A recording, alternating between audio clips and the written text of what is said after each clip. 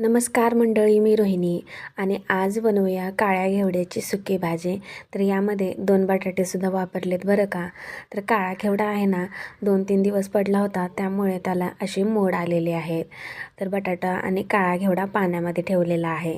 आता देऊया फोडणी. फोडणीसाठी गॅसवरती कढई ठेवलेली आहे आणि 2 चमचे तेल टाकून घेतलेलं आहे. तेलामध्ये मोहरी आणि जिरे टाकून घेऊया. दोन्ही छान असे फुलले गेले की यामध्ये आपण टाकायचं आहे लसूण जो आहे तो ठेचून टाकलेला आहे. छान असा परतून घेऊया लसूणसुद्धा अगदी सोनेरी रंग येईपर्यंत. यानंतर लगेचच ॲड करूया बारीक चिरलेला कांदा. अगदी मीडियम साईजचे 3 कांदे इथे मी कट करून घेतलेले आहेत.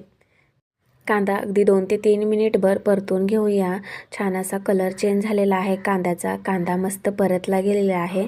तर लगेच टोमॅटो ॲड केलेला आहे. तर टोमॅटो 2 ॲड केलेले आहेत. टोमॅटोसुद्धा मऊ होईपर्यंत तेलामध्ये परतून घेतलेले आहे.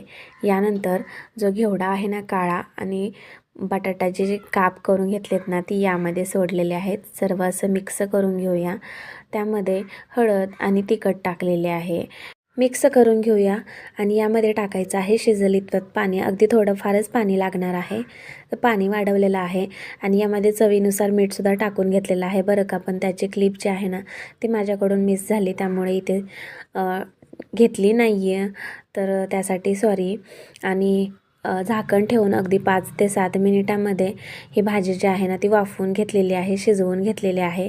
आणि तुम्ही बघू शकता मस्तच ही जी भाजी आहे ना ती तयार झालेली आहे. अगदी चेक करून पाहिला बटाटा आणि काळा घेवडा खूप मस्त असा शिजला गेलेला आहे, अगदी मऊसूद. आणि सर्वात शेवटी कोथिंबीर टाकलेली आहे. आणि सुकी भाजी खायलासुद्धा खरंच अप्रतिम लागते. तुम्ही ही भाजी ज्वारीच्या भाकरीसोबत किंवा चपातीसोबत मस्त एन्जॉय करू शकता.